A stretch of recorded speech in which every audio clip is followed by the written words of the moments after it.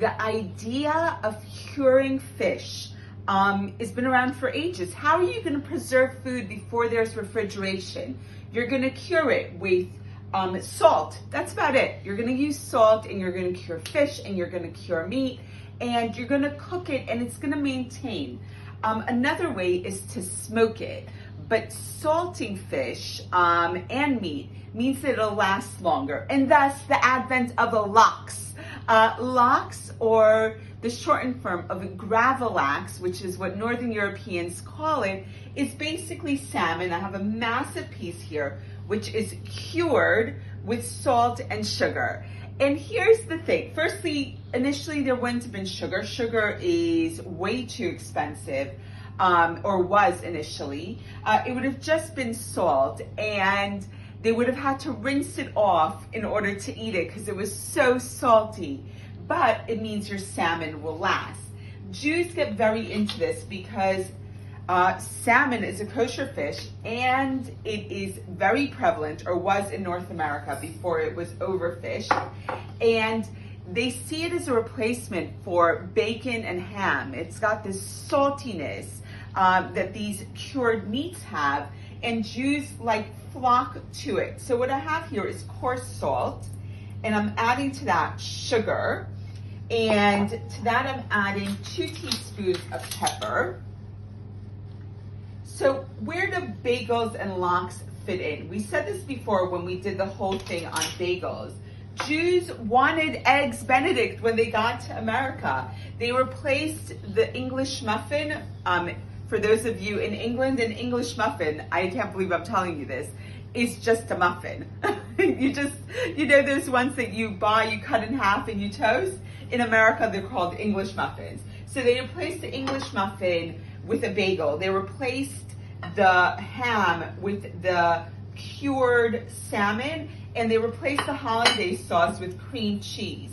And can we just say, much easier to prepare a bagel and lox than an eggs Benedict hollandaise sauce. Heck, that's hard. Okay, so I've got my mix. I'm gonna put a little bit of it at the bottom of a dish, which I've lined with loads of saran wrap, cling film, whatever you call it. I'm gonna put my piece of salmon on top, and it's okay that it's gonna fold over. Don't worry about it. And I'm gonna put the rest of my my curing rather, salt, sugar, dill mix on top. And that is it, by the way. Now comes the hard part. You gotta wait. You gotta wait for something like 2 to 3 whole days. I'm going to fold it up. I'm gonna use all the overhang I have to encase my salmon. And then I'm going to weigh it down with another dish the same size and some cans over it. And that is the curing process. That's it. What comes out is something extraordinary. Yes, you could go and buy your own lox or smoked salmon.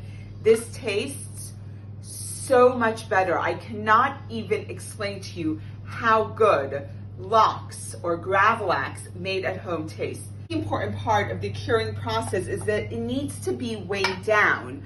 Otherwise, the curing just won't take hold as well. So I found a cutting board that fits right in. I love judging people based on what they have in their pantry. So think not too hard. I have cherries, olives, coconut milk, and pickles. Yum. So this is gonna go in the fridge. In 24 hours, I'm gonna flip the fish over and keep on weighing it down. 24 hours after that, I'll weigh it down again. It takes about 2-3 days for you to see that it's done. And the way you can tell, you'll see all the salt and sugar has pretty much dissolved. All that's really left is the dill, and it gets very solid, the fish. It kind of toughens up, which makes it delicious.